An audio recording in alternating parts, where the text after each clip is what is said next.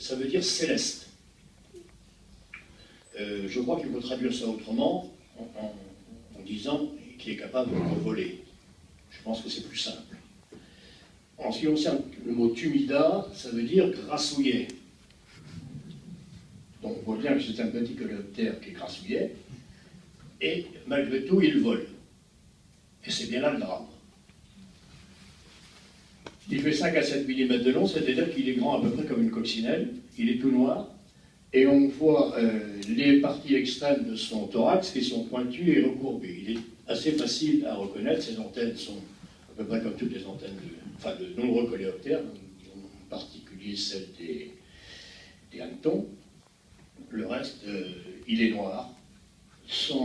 Ses ailes ne vont pas tout à fait jusqu'au bout de son abdomen. Alors, ce petit coléoptère qui est arrivé actuellement en Italie et qui nous embête bien parce que c'est tout près de la France, n'est pas du tout originaire d'Italie, il est originaire d'Afrique du Sud.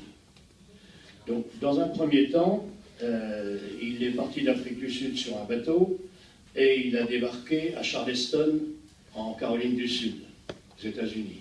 Il a envahi la Caroline du Sud, il a envahi également le Texas. Et dans les années 2000, les Portugais et les Français ont commandé 160 essaims au Texas, ce qui est totalement interdit maintenant, Dieu merci.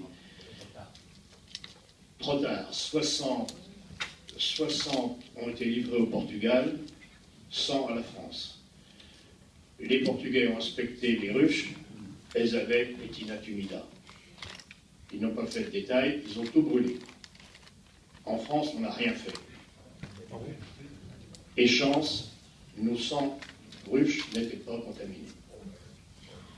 Bon, il semble que ce coléoptère a colonisé également la Californie, c'est ce que me disait Joël jeudi. Ça, je ne le savais pas. Il a colonisé également l'Australie. Bon, en ce qui concerne l'Afrique du Sud, l'affaire est réglée puisqu'il est originaire d'Afrique du Sud.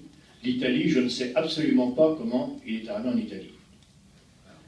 Alors, il vole, c'est bien là le problème, parce qu'il est capable de se déplacer assez facilement. Est-ce qu'il a un plan de vol très long? Je n'en sais rien, mais même s'il fait que des bonds de 100 mètres, il peut quand même aller très vite.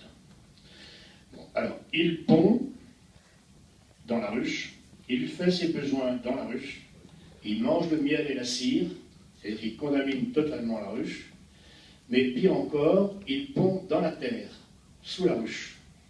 C'est-à-dire que si vous brûlez une ruche qu'il contient, c'est pas pour autant que c'est gagné, parce que les larves qui sont dans la terre vont finir par sortir. Donc ce sont des larves qui ont des pattes.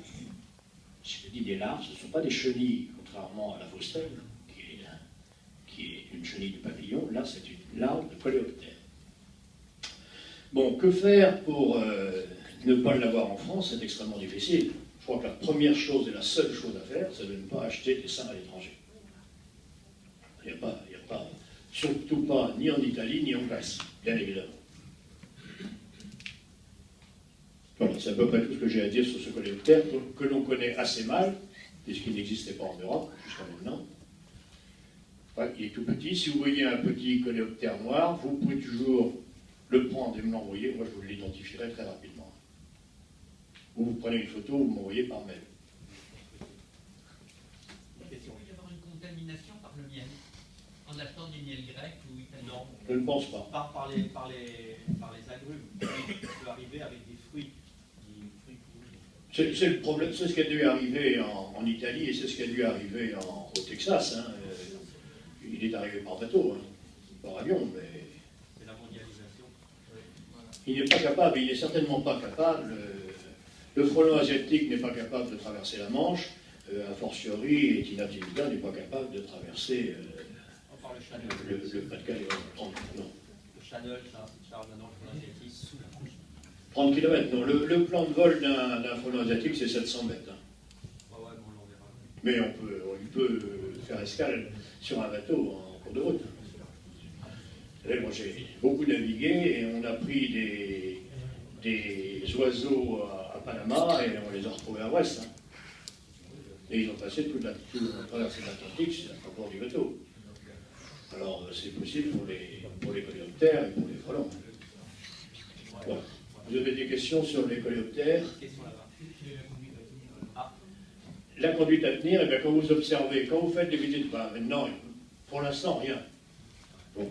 Quand vous faites la visite de printemps de vos ruches, il faut regarder si vous trouvez des larves. C'est des larves qui sont totalement différentes des larves d'abeilles. Elles sont jaunes d'abord, blanches, et puis elles se promènent au lieu de rester dans le fond de l'alvéole. Donc si vous trouvez des larves, il faut prévenir immédiatement la DSPP ou la DPP. À ce moment-là, il y aura, je ne sais pas qui, moi, le Gilles Cumin du moment qui viendra voir. et puis on verra. C'est qui? C'est Martial maintenant, non? C'est Martial qui viendra voir et à ce moment-là on décidera. Voilà, la décision est facile à prendre, vous voulez. Hein. Je crois qu'il n'y a pas tellement le choix.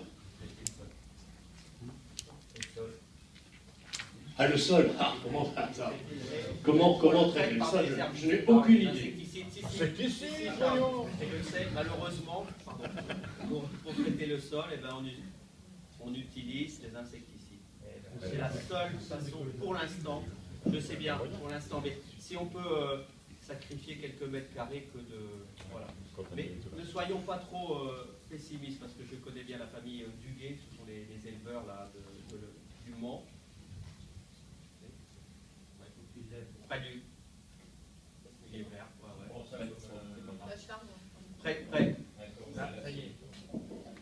près du Mans, et donc ils ont des enfants qui habitent en Californie, je crois, et bien sûr, lors de leur voyage, ils sont allés voir des apiculteurs, et bon, ce petit coléoptère, ils ont réussi plus ou moins à le freiner. Il faudra avoir de très très bonnes colonies, c'est-à-dire quand il est dans une colonie qui est forte, son impact est très très réduit. Par contre, dès que la colonie dépérit et tout, là, il prend de la force. Voilà ce que je sais, mais bon, il va falloir rester vigilant. Bon, ben pour ce qui est de... Enfin, il n'est pas encore arrivé chez nous. Souhaitons que ça vienne le plus tard possible, parce qu'on en a déjà pas mal comme ça. Hein, on n'a pas envie de... Mais bon, ça ne dépendra pas de nous. Voilà, merci Charles. Voilà, exactement. Éviter... par contre, il a été... Oui. Concernant le prédateur pour le follow asiatique. Alors là, on va y venir.